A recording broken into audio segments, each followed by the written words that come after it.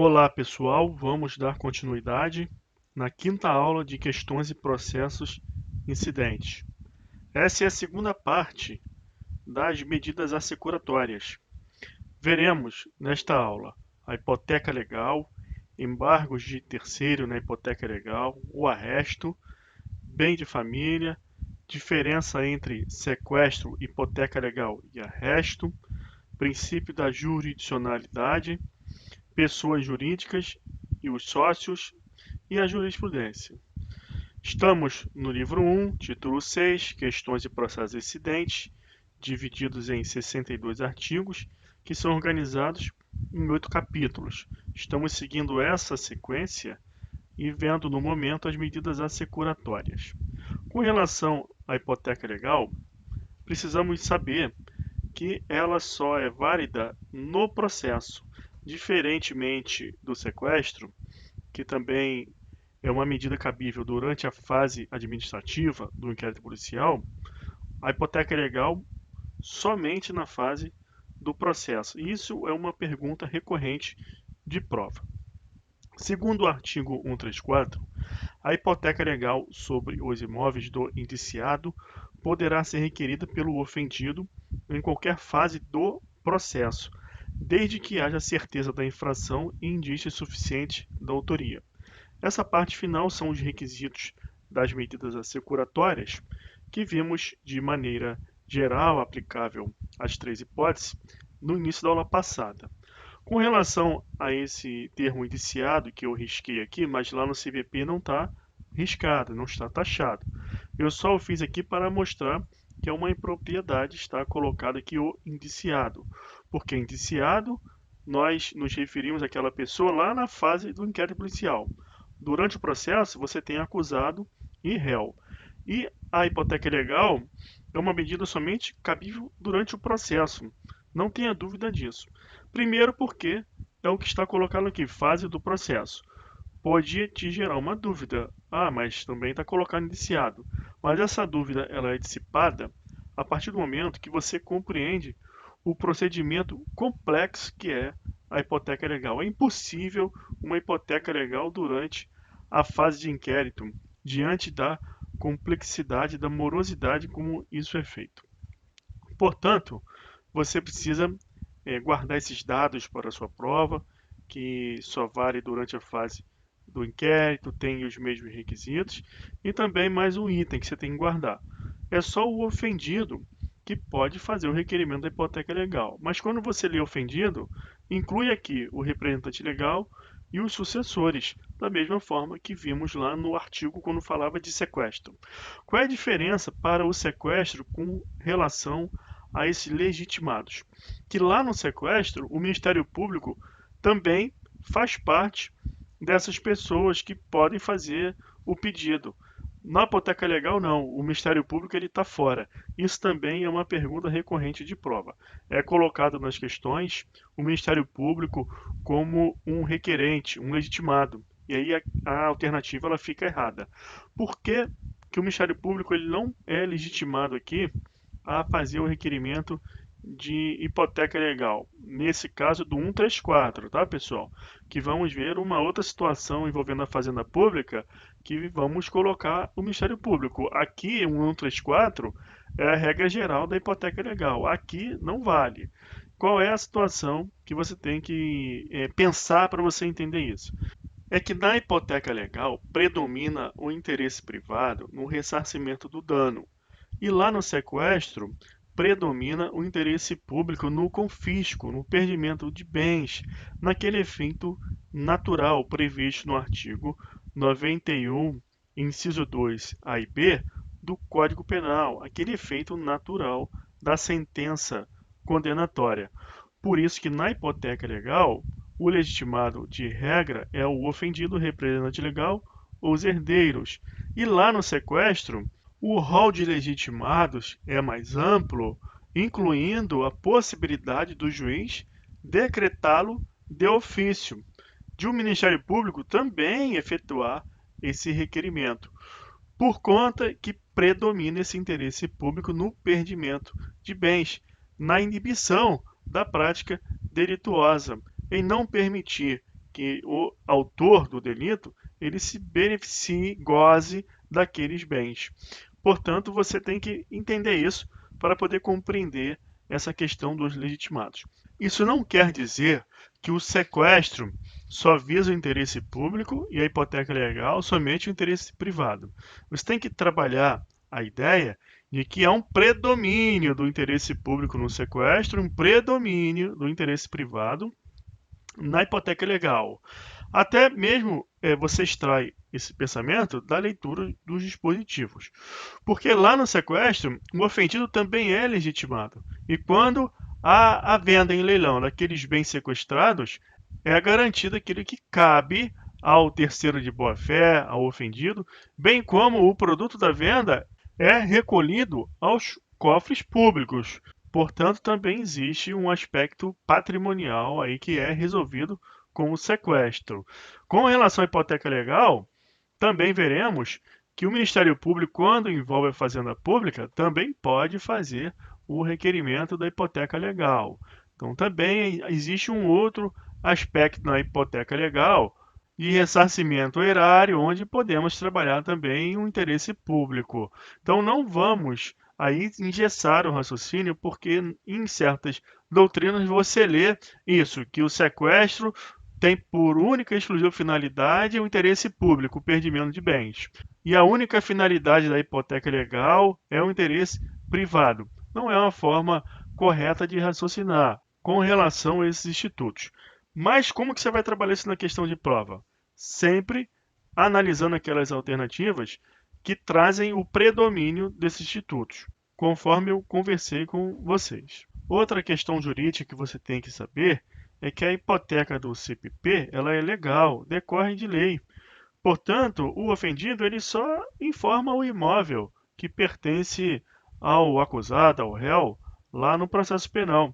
Ele não precisa requerer ao juiz que analise a possibilidade de aplicar a hipoteca legal no processo penal, porque ela se dá por força de lei. Por isso que tecnicamente correto é você falar em especialização da hipoteca e requerimento de registro no RGI, e não requerer a hipoteca legal. A hipoteca legal, ela se dá sine qua non, para a satisfação do dano causado pelo delito. E qual é a relevância desse conhecimento aqui para o nosso estudo? É que você vai compreender que esse procedimento de especialização da hipoteca legal, ele vai ter um objeto, que é com relação à estimativa de valor do prejuízo causado pelo delito e do valor desses imóveis indicados. Por isso que teremos aqui nesse procedimento a figura do perito. E dessa forma, agora você compreende que lá na fase de inquérito policial fica complicado haver uma hipoteca legal. E assim que aqui no 134, você vai se fixar nessa parte aqui, ó, fase do processo.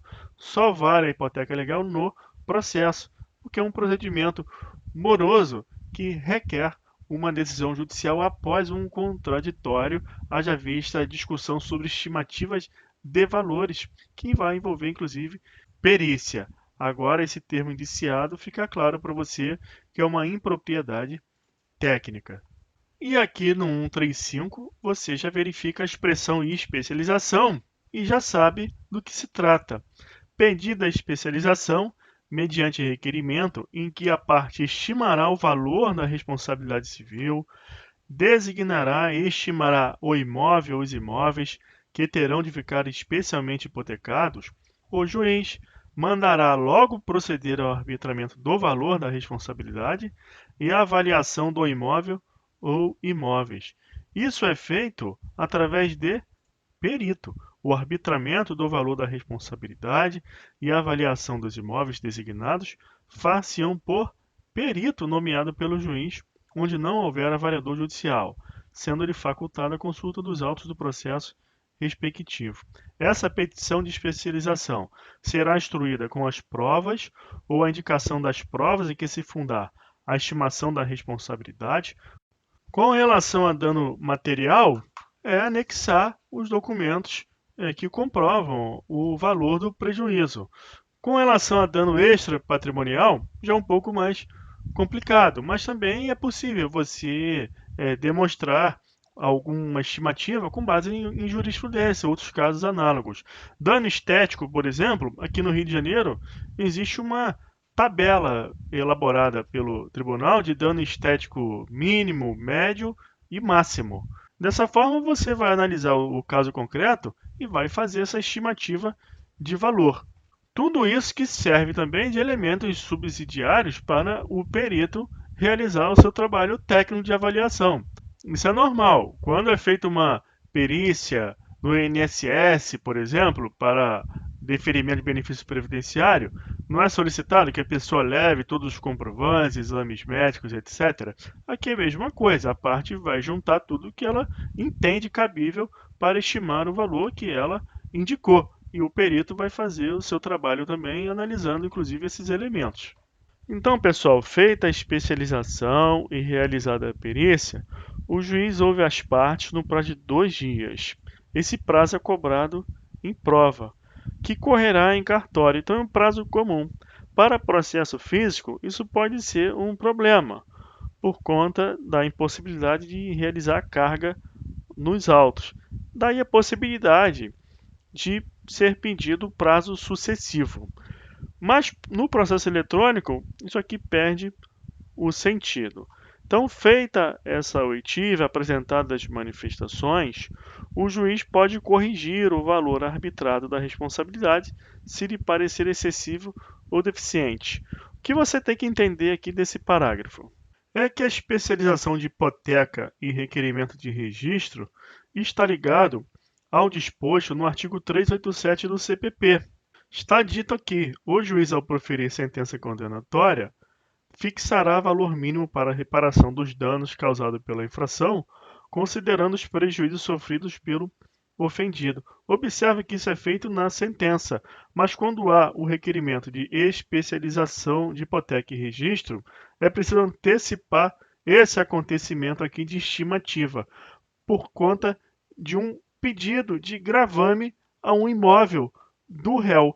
Logo, pode acontecer do ofendido estimar um prejuízo de 500 mil e indicar um imóvel de 1 milhão, mas de fato o prejuízo é de 100 mil e existe um imóvel de 300 mil. Então é isso que é discutido nesse procedimento. E por conta dessa questão, que o CPP, aqui no parágrafo 3º do artigo 135, ele vai falar em correção de arbitramento de valor. É esse valor que constará lá na sentença penal condenatória a título de estimativa. Não esquece que você aprendeu na aula de ação civil ex delito, que o ofendido ele pode executar o título obtido na esfera penal e já haverá, inclusive, uma hipoteca legal relativa a esse valor, sem ter mais nenhum trabalho, ou pode liquidar a sentença penal condenatória, ou pode ainda ingressar com uma ação de conhecimento para discutir todo o prejuízo. Não há vinculação, é apenas para adiantar, facilitar o ressarcimento do prejuízo. Com essa fixação na sentença penal condenatória de um valor mínimo. Menos que isso não vai receber, é um mínimo. Por isso que segue o parágrafo 4 dizendo: o juiz autorizará somente a inscrição da hipoteca do imóvel ou imóveis necessários à garantia da responsabilidade, a garantia daquele mínimo compreendido como devido, para não gravar demais imóveis sem necessidade. O valor da responsabilidade será liquidado definitivamente após a condenação, podendo ser requerido novo arbitramento se qualquer das partes não se conformar com o arbitramento anterior à sentença condenatória. É que o momento correto de se fixar o valor mínimo na sentença é com a condenação, conforme vimos do artigo 387, 4 do CPP. Por isso que é dado ao juiz reavaliar esse arbitramento nesse momento, haja vista a possibilidade de ocorrência de novidades ao longo do processo até chegar no momento da sentença. Parágrafo 6º. Se o réu oferecer caução suficiente em dinheiro ou em títulos de dívida pública, pelo valor de sua cotação em bolsa, o juiz poderá deixar de mandar proceder à inscrição da hipoteca legal. Haja vista que o que interessa é o valor líquido. Se o réu oferece a caução, não tem problema. Mas o que importa mais você saber aqui é a diferença para o sequestro. Lá somente o terceiro pode prestar caução. Isso porque seria uma permissão dada pela lei de que o réu se beneficiasse de alguma forma do proveito do crime. Porque se ele quer dar a caução, é que ele tem interesse no imóvel. E lá no sequestro, esse imóvel ele é adquirido com proveito do crime. Por isso que lá no sequestro não é admitido que o réu preste a caução, somente o terceiro. Mas aqui pode, porque esse imóvel objeto da hipoteca é lícito, ele é pertencente ao réu de forma legítima, por isso que a lei não cria esse óbice. Isso também é uma pergunta recorrente de prova, sendo explorado essa diferença para o sequestro. Embargo de terceiro na hipoteca legal. Pode. Você não tem uma previsão expressa no CPP com relação a isso. Mas, por certo, que cabe o embargo de terceiro na hipoteca legal. Mas você tem que utilizar o artigo 3º do CPP, que permite a analogia, e buscar o 674 do CPC. Quem, não sendo parte no processo, sofrer constrição ou ameaça de constrição sobre bens que possua ou sobre os quais tem direito incompatível com o ato constritivo, poderá requerer seu desfazimento ou sua inibição por meio de embargo de terceiro. Então, o cônjuge que não tem relação com o delito, não é réu no processo penal, ele pode vir a se prejudicar com uma hipoteca legal realizada na íntegra de um imóvel cuja meação lhe pertence. Logo, esse caso é um exemplo prático do cabimento desse embargo de terceiro na hipoteca legal. Vamos avançar e enfrentar o terceiro instituto previsto no rol de medidas assecuratórias do CPP, o arresto.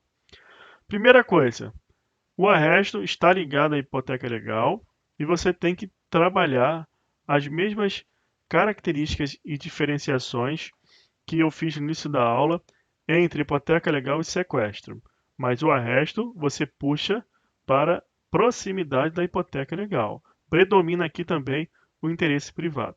Mas o seu aspecto prático reside em garantir a efetividade da inscrição da hipoteca.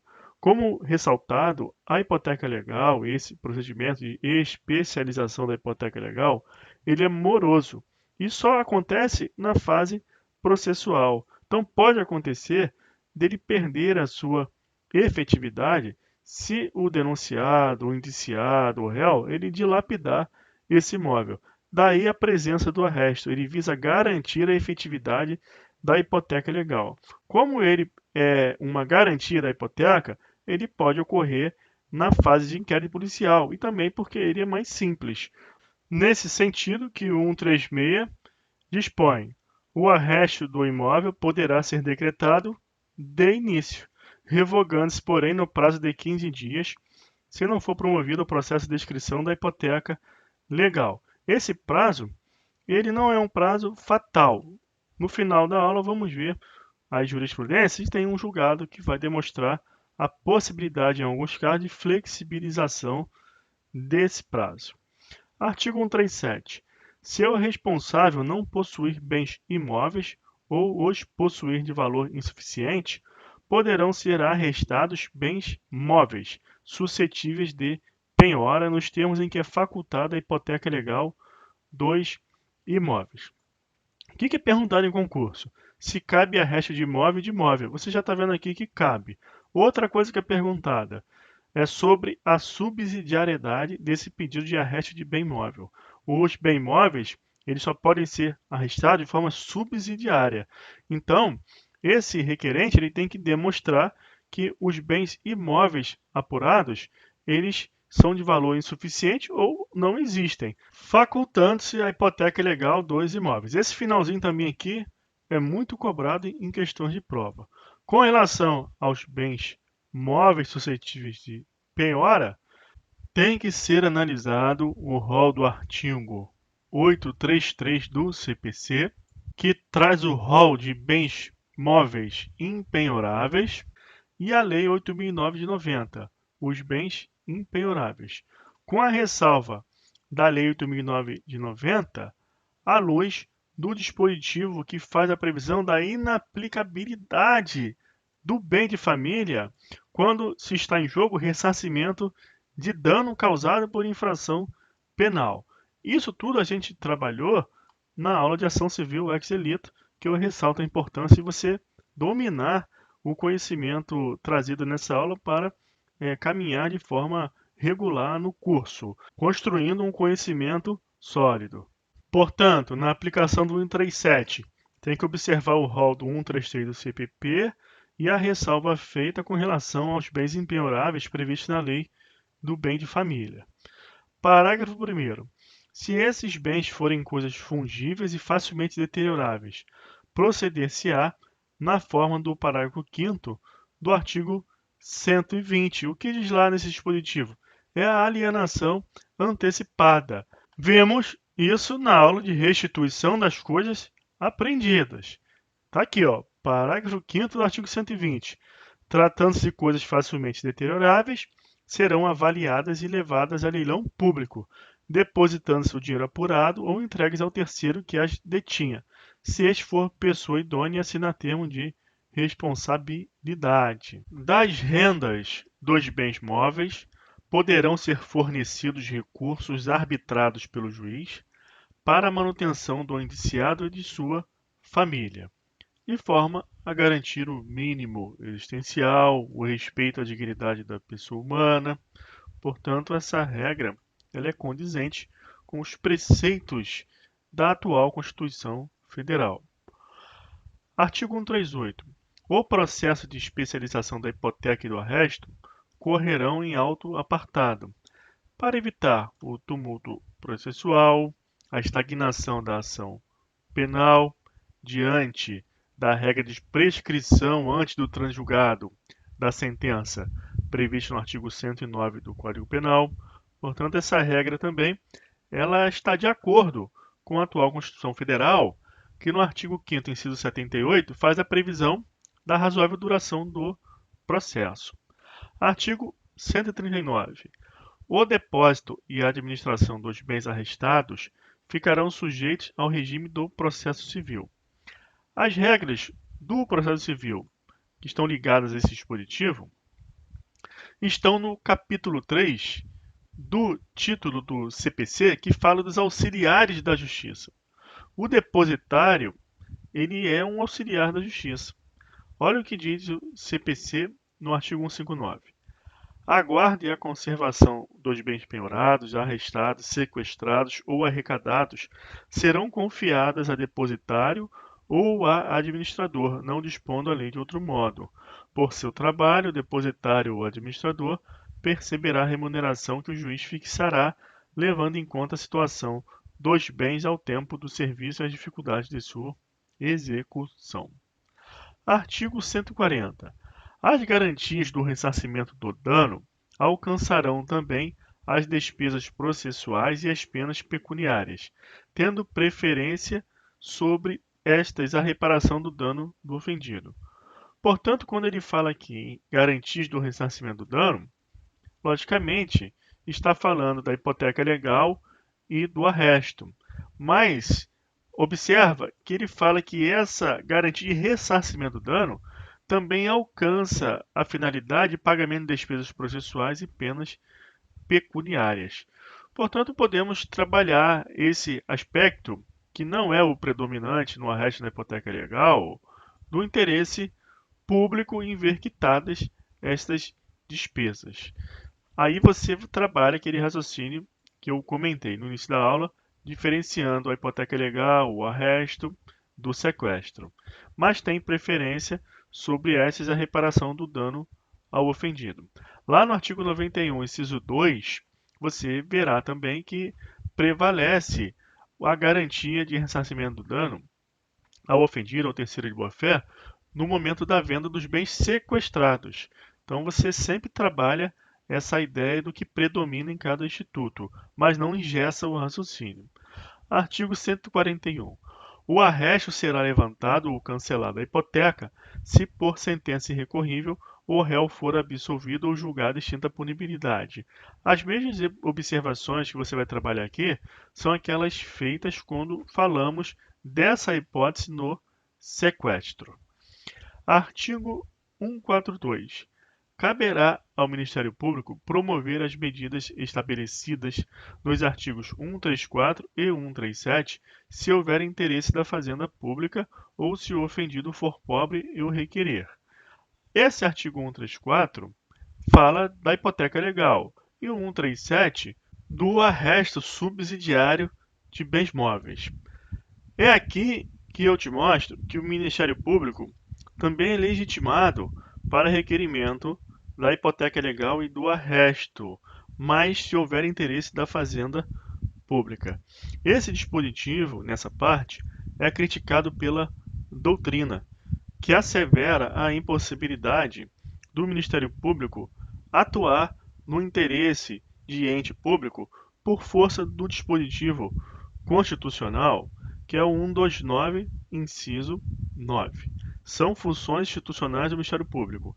Exercer outras funções que lhe forem conferidas, desde que compatíveis com sua finalidade, sendo-lhe vedada a representação judicial e a consultoria jurídica de entidades públicas. Essa doutrina, ela assevera que compete às procuradorias fazer isso. Mas para o seu concurso público, esse entendimento não vai ajudar.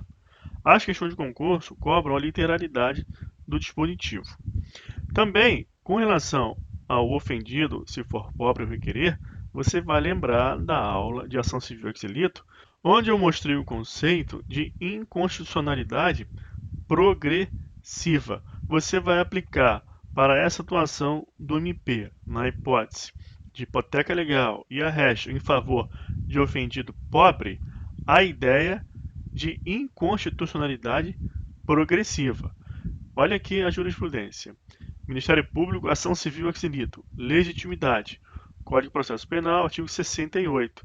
Norma ainda constitucional, estágio intermediário de caráter transitório entre a situação de constitucionalidade e o estado de inconstitucionalidade. A questão das situações constitucionais imperfeitas, substância do artigo 68 do CPP, até que seja instituída e regularmente organizada pelo Estado de São Paulo a Defensoria Pública Local, processo de progressiva inconstitucionalização. Esse artigo 68 do CPP é o correspondente ao artigo 142, quando fala de ação civil ex lito, a execução do título executivo judicial obtido na esfera penal, lá no cível, feita pelo Ministério Público em benefício do ofendido pobre. Como aqui a hipoteca legal e o arresto também em benefício do ofendido pobre, você aplica a mesma ideia da progressiva inconstitucionalização ou inconstitucionalidade progressiva, como é um termo mais recorrente em concurso público. O ADCT, no artigo 98, parágrafo 1º, mostra que no prazo de 8 anos, a União, os Estados e o Distrito Federal deverão contar com defensores públicos em todas as unidades jurisdicionais, observado o disposto no caput deste artigo.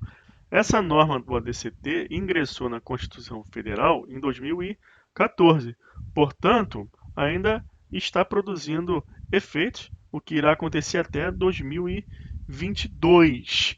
Logo, essa progressiva inconstitucionalização tem relação com essa norma. E para maiores informações sobre esse assunto, assiste a aula de ação civil ex lito, onde exaurimos todas as nuances. Artigo 143. Passando em julgado a sentença condenatória, serão os autos da hipoteca ou arresto remetidos ao juízo cível.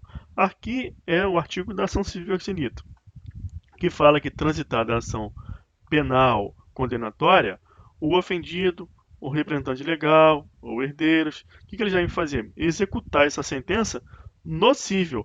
Por isso que os autos da hipoteca e arresto, que eles são em apartado, também é um motivo para ser feito em apartado, eles são remetidos também ao cível. Artigo 144.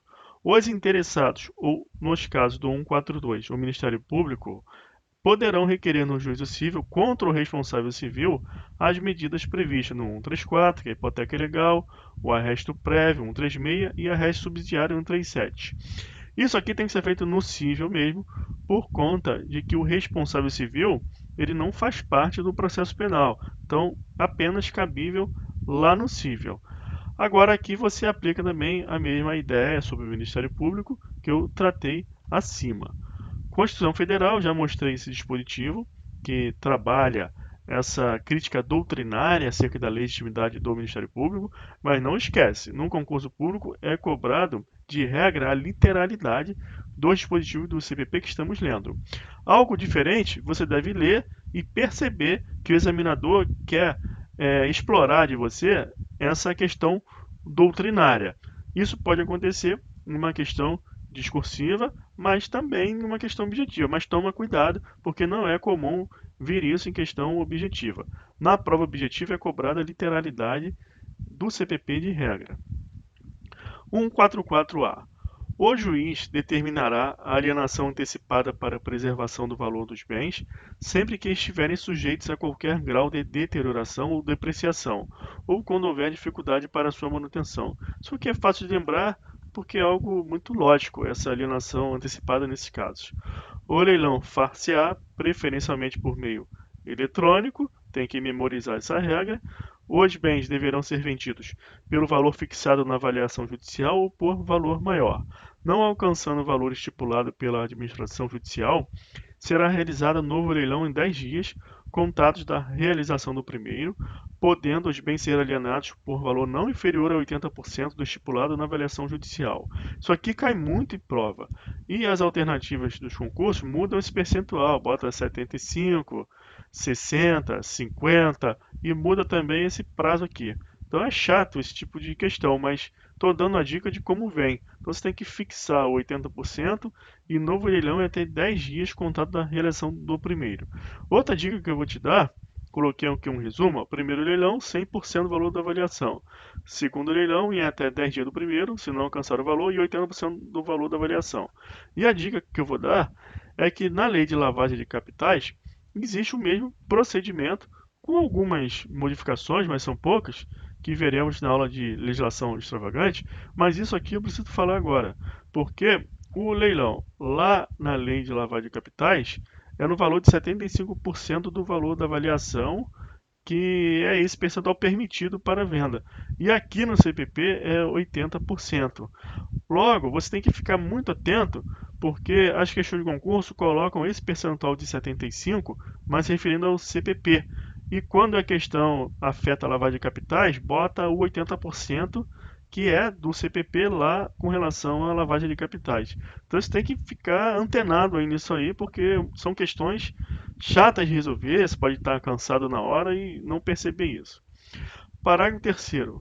O produto da alienação ficará depositado em conta vinculada até decisão final do processo, procedendo a sua conversão em renda para União, Estado ou Distrito Federal no caso de condenação, ou no caso de absolvição, a sua devolução ao acusado.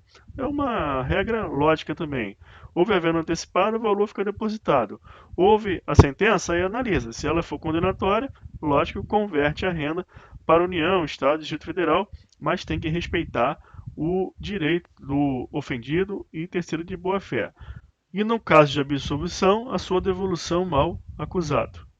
Quando a indisponibilidade recai sobre dinheiro, inclusive moeda estrangeira, títulos, valores mobiliários ou cheques emitidos como ordem de pagamento, o juiz determinará a conversão do numerário apreendido em moeda nacional corrente e o depósito das correspondentes quantias em conta judicial. Uma regra também lógica. Parágrafo 5º. No caso da alienação de veículos, embarcações ou aeronaves, o juiz ordenará à autoridade de trânsito ou a equivalente órgão de registro e controle a expedição de certificado de registro e licenciamento em favor do arrematante, ficando este livre do pagamento de multas, encargos e tributos anteriores, sem prejuízo de execução fiscal em relação ao antigo proprietário. É uma regra também lógica e comum nesses casos de arrematação de maneira geral na seara jurídica. Parágrafo 6º.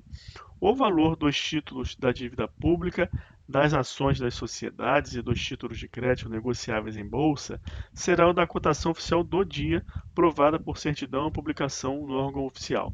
Também uma regra normal na seara jurídica, bastante lógica, e não tem jeito. Se cair na prova, você tem que lembrar dessa regra. Bem de família. Vide tema 16, ação civil de delito. Nós trabalhamos todo esse tema na aula de ação civil ex delito. Eu só vou, a título de revisão, para você fazer a ligação com a hipoteca legal e com o arresto, lembrar vocês que a hipoteca legal e o arresto, elas não se submetem a essas vedações da lei do bem de família, porque essa lei 8.009, ela excepciona essa proteção dada ao bem de família no caso de ressarcimento de dano em razão de delito ou quando for para execução de uma sentença penal condenatória obtida no processo penal. No momento que for executar essa sentença, não tem como alegar bem de família. Nós vimos também, de acordo com a jurisprudência, que mesmo sem a sentença penal condenatória, ele pode ter uma sentença absolutória, mas se o ofendido ele ingressar com a ação de conhecimento civil ex delito, buscando a responsabilização em razão do delito, também não é possível argumentar que é bem de família. Tá certo, pessoal? Para maiores esclarecimentos,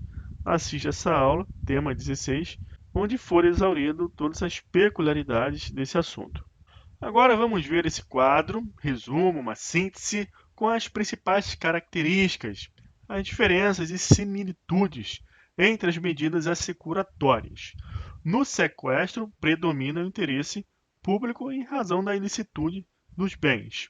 Na hipoteca legal, o interesse privado em razão da dilapidação dos bens. O arresto também, interesse privado em razão da dilapidação. No sequestro, portanto, o foco está na coisa ilícita. A intenção é evitar que o réu, o acusado, ele vise qualquer proveito dessa coisa ilícita, ou seja, uma total inibição da prática ilícita. Por isso que predomina o interesse público. Já na hipoteca legal, o foco está no crédito, no ressarcimento do dano. Por isso que há o predomínio do interesse privado. Apesar de eu ter colocado aqui a dilapidação como uma causa da hipoteca legal, não há necessidade de demonstrar a dilapidação do patrimônio para a especialização da hipoteca, justamente porque é uma hipoteca legal, é uma garantia dada a determinados credores. Basta então cumprir o artigo 134 do CPP e apresentar para o juiz a certeza da infração e indícios suficientes da autoria. Durante a fase processual, que é o único momento cabível para a hipoteca, isso não é difícil fazer, por conta que, ao receber a denúncia, o juiz já avalia a justa causa da ação penal. Então não fica difícil para o requerente da hipoteca legal fazer a demonstração da certeza da infração e indícios suficientes da autoria. No arresto também é a mesma coisa, o foco está no crédito, devendo ser demonstrada a dilapidação do patrimônio. No sequestro, em razão da ilicitude, do foco na coisa ilícita, os legitimados são o juiz de ofício, o Ministério Público e também o ofendido, por conta desse outro viés que existe no sequestro, de também, no momento da venda, ser observado o direito do terceiro de boa-fé, do ofendido. A hipoteca legal. O legitimado é o ofendido, mas você não pode esquecer que o Ministério Público, sob a crítica da doutrina, pode também requerer a hipoteca legal quando houver interesse da Fazenda Pública. O arresto, a mesma coisa. O sequestro pode ser requerido na fase de inquérito policial e no processo. A hipoteca legal somente no processo, devido à complexidade do procedimento, e o arresto também durante a fase de inquérito policial e durante o processo. No sequestro, somente o terceiro que pode prestar caução, pelo mesmo motivo explicado aqui em cima. Se for dado ao acusado apresentar a caução, ele vai estar tirando proveito da coisa ilícita, porque ao oferecer a caução, o réu demonstra interesse no proveito da coisa ilícita, naquele imóvel. Já na hipoteca legal no arresto, o réu pode prestar a caução por conta de que o imóvel é seu, ele é o legítimo proprietário. A lei não traz expressamente a possibilidade de caução num arresto, mas como um arresto ele visa a hipoteca legal, logicamente que se você der a caução no arresto, você evita a hipoteca legal. Então, logicamente que é cabível. Com relação ao princípio da jurisdicionalidade, vide aula 18, princípios constitucionais implícitos do processo penal 2. As medidas assecuratórias se submetem ao princípio da jurisdicionalidade, porque quando ocorre na fase de inquérito, é por meio de representação da autoridade policial. Não é a autoridade policial que decreta o sequestro, é feita uma representação ao juiz. Então, as medidas assecuratórias estão submetidas ao princípio da jurisdicionalidade. Isso é cobrado em concurso, tá, pessoal? Nas alternativas das questões, vem essa afirmação sobre essa submissão das medidas assecuratórias ao princípio da jurisdicionalidade. Se você não souber o que é o princípio, você não acerta a questão. Pessoas jurídicas e os sócios. Isso aqui você vai compreender lendo a jurisprudência, bem recente, 2019. A hipótese cuida de denúncia que narra suposto delito praticado por intermédio de pessoa jurídica, a qual, por se tratar de sujeito de direitos e obrigações e por não deter vontade própria, atua sempre por representação de uma ou mais pessoas naturais. Embora, em um primeiro momento, o elemento volitivo necessário para a configuração de uma conduta delituosa tenha sido considerado óbice a responsabilização criminal da pessoa jurídica, esta é expressamente admitida conforme preceitua, por exemplo, o artigo 225, parágrafo 3º da Constituição Federal. Isso aqui no caso de crime ambiental. A pessoa jurídica, de regra, só pode figurar no polo passivo do processo penal em caso de crimes ambientais. Ainda que tal responsabilidade seja possível apenas nas hipóteses legais de crimes ambientais, é certo que a personalidade fictícia atribuída à pessoa jurídica não pode servir de artifício para a prática de condutas espúrias por parte das pessoas naturais responsáveis pela sua condução. Não pode ser acoimada de inepta a denúncia formulada em obediência aos requisitos traçados no artigo 81 do CPP, descrevendo perfeitamente a conduta atípica, cuja autoria é atribuída ao paciente devidamente qualificado, circunstâncias que permitem o exercício da ampla defesa no seio da persecução penal, na qual se observará o devido processo legal. Nos chamados crimes societários, embora a vestibular acusatória não possa ser de todo genérica, é válida quando, apesar de não descrever minuciosamente as atuações individuais dos acusados, demonstra um liame entre o seu agir e a suposta prática delituosa, estabelecendo a plausibilidade da imputação e possibilitando o exercício da ampla defesa, caso em que se consideram preenchidos os requisitos do artigo 41 do CPP.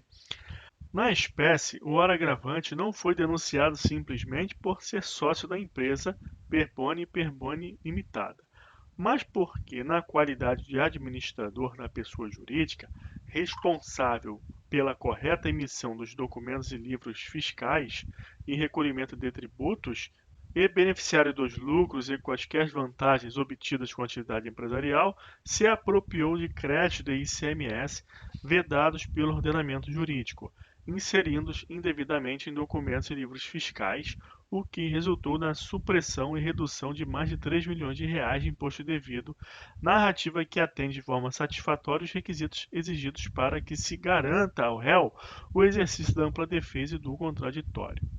A determinação de sequestro de bens de propriedade do agravante não caracteriza constrangimento atual ou próximo à sua liberdade de locomoção, razão pela qual o writ não é a via adequada para o tratamento do tema. Observa o que você tem que saber à luz dessa jurisprudência, que os concursos públicos perguntam se as medidas assecuratórias são cabíveis contra os sócios de empresa, de pessoa jurídica. Você tem que lembrar dessa compreensão dessa jurisprudência, para não fazer confusão nessa regra aqui de todos é sabida, de que as pessoas jurídicas só figuram no polo passivo de ação penal em caso de crime ambiental. Mas tem que separar o joio do trigo, entender essa jurisprudência, porque no caso de sonegação de impostos, de tributos, de ICMS, quem pratica o ato para que isso aconteça é um administrador, um sócio. Por isso que nessa jurisprudência veio essa questão sendo discutida, da necessidade do Ministério Público demonstrar esse liame entre o ato praticado pela pessoa natural e a redução ilícita dos tributos. Em direito tributário, você aprende o quê? O planejamento tributário e a diferença entre evasão e elisão fiscal. Muito que acontece com relação a isso é uma falta de noção no que seja o planejamento tributário, o que acaba por fazer com que as pessoas naturais ultrapassem os limites do lícito e ingressem na área do ilícito. Esta jurisprudência tratou dos bens de sócio. Agora vamos ver a jurisprudência que fala dos bens em nome da pessoa jurídica. O atingimento de bens admitidos como produto do crime, aqui é o sequestro. Pode dar-se independentemente do nome em que formalmente registrados. Ante imputação de sonegação de tributos através da pessoa jurídica, possível é vir ao juízo criminal a diretamente determinar que se atinja seu patrimônio, não se exigindo o procedimento cível de desconsideração da pessoa jurídica. Portanto, as questões de concurso também perguntam: e se o bem estiver em nome da pessoa jurídica? Ora, o produto do crime pode dar-se independente do nome em que formalmente registrados. Portanto, é cabível o sequestro desses bens, mesmo em nome da pessoa jurídica. Agora, vamos fechar a aula vendo jurisprudência de maneira geral sobre os assuntos estudados nessa aula. Enquanto no sequestro são atingidos bens quaisquer adquiridos com proveitos do crime, assim de origem ilícita e final perdimento, a hipoteca legal e o arresto afetam bens lícitos do réu, servindo como mera garantia patrimonial para ressarcimento pelo crime.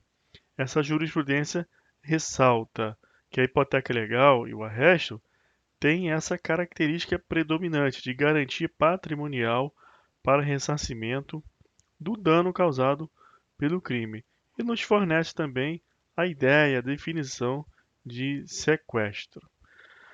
Com efeito, a origem ilícita dos bens adquiridos como proveito do crime não permite sua liberação e tampouco a sua substituição por outros bens de origem lícita, por não se tratar de mera garantia patrimonial para ressarcimento do crime, como se dá na hipoteca legal e arresto. Olha o que ele diz aqui, ó. Não se tratar de mera garantia patrimonial. Portanto, existe um plus, que é aquele aspecto do interesse público que eu conversei com vocês. Isso não retira também essa finalidade do arresto, que apesar de ser algo que não predomina nesse instituto, também existe garantia patrimonial, porque ao final de todo o procedimento haverá venda desses bens sequestrados, com recolhimento aos cofres públicos do valor que não couber ao ofendido ou ao terceiro de boa-fé. Portanto, conclui o julgado que o sequestro não se confunde com a hipoteca legal e o arresto por não se tratar de mera garantia patrimonial, mas atingimento de bem com final declaração de perdimento pela contaminação da propriedade por sua origem ilícita. Outra. As medidas cautelares patrimoniais ou medidas assecuratórias previstas nos artigos 125 e 144 do CPP destinam-se, em termos gerais, a garantir, em caso de condenação, o ressarcimento dos danos causados pelo crime e o pagamento de pena de multa, custas processuais e demais obrigações pecuniárias impostas. Observa que esse julgado fala que, em termos gerais, as três medidas acautelatórias têm por fim o ressarcimento dos danos causados pelo crime. Mas você guarda aquele feeling, aquela questão trazida inclusive por essa jurisprudência, entre o predomínio do interesse público no sequestro e do interesse privado, justamente quanto ao ressarcimento dos danos causados, na hipoteca legal e no arresto. E fica atento às questões de prova para perceber o que a banca quer saber de você. Aí você vai lá e marca a resposta correta. por constituir restrição ao direito constitucional de propriedade do investigado ou acusado, exige a efetiva demonstração da prova da existência do crime e dos indícios de autoria, fumus commissi delicti, e da urgência ou perigo da demora, sob os critérios da necessidade, da adequação e da proporcionalidade estrita. Outra jurisprudência, do TRF4. O Ministério Público possui legitimidade para requerer os pedidos de especialização da hipoteca e arresto de bens, em caso de existência de interesse da Fazenda Pública, nos termos do artigo 142 do CPP, em se tratando de arresto e hipoteca legal, decretados para o fim de assegurar o pagamento de pena de multa, custas processuais e reparação do dano decorrente do crime e relevante alegada proveniência ilícita dos bens. Essa jurisprudência destaca a definição e a finalidade do arresto hipoteca legal, bem como a legitimidade do Ministério Público, o que demonstra para você o que eu disse, que as questões de concurso aplicam a literalidade do 142, e você não pode confundir o que serve para o concurso público e o que diz a doutrina crítica, quando defende que o Ministério Público não é um ente a qual deveria exercer essa função, por conta daquele disposto no artigo 129, inciso 9 da CF. Mas fica atento o que você precisa saber para acertar a prova do concurso público. Outra jurisprudência, TRF4. Nos termos do artigo 142 do CPP, o Ministério Público tem legitimidade para requerer medida securatória de sequestro e posterior hipoteca legal, artigos 134 e 136 do CPP, em havendo interesse da Fazenda Pública.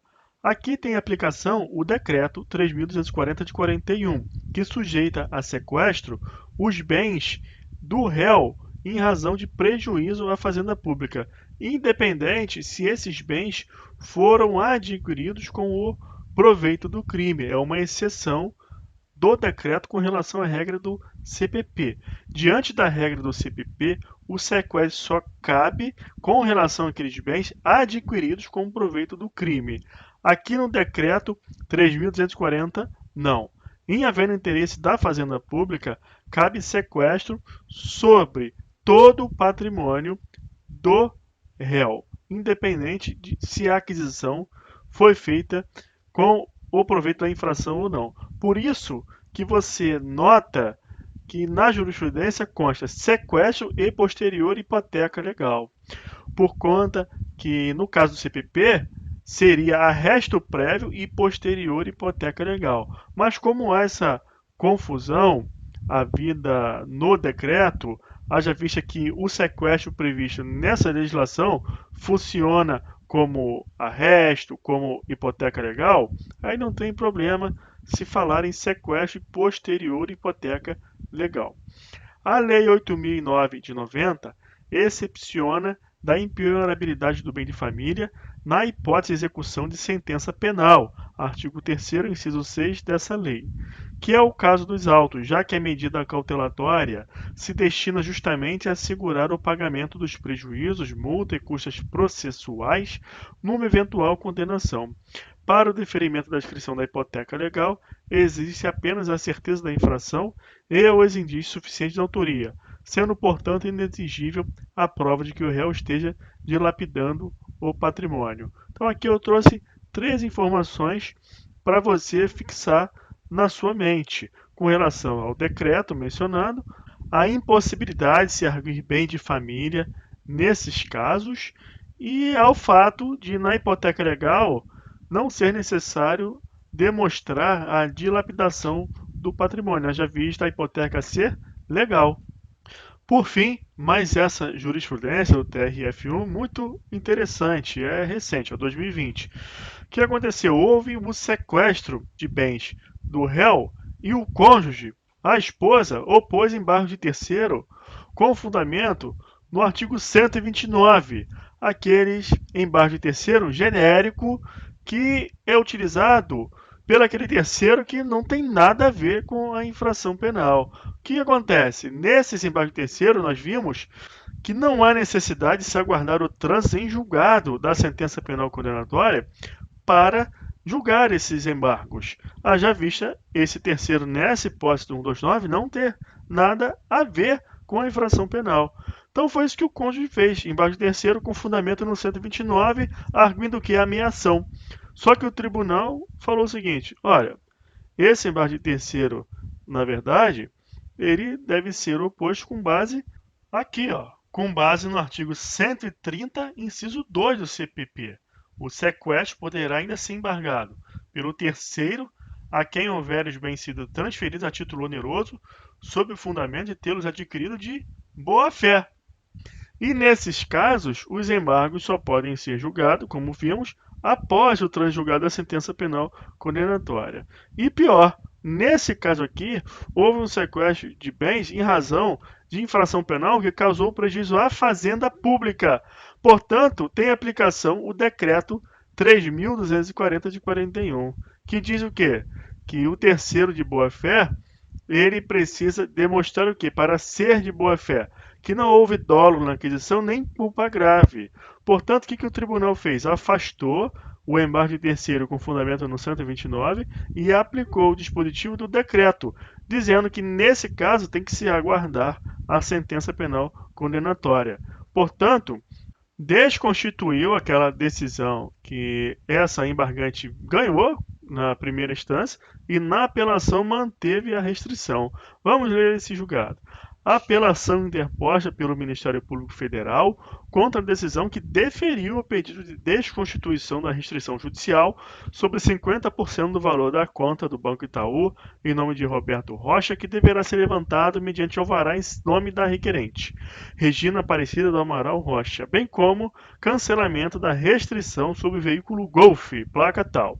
Nos embargos de terceiro, o argumento utilizado foi de que a apelada não teve participação nos fatos delituosos, mas o bloqueio dos bens atingiu a meação que lhe pertence, justificando assim a desconstituição da restrição judicial sobre 50% dos bens e valores em nome de seu cônjuge.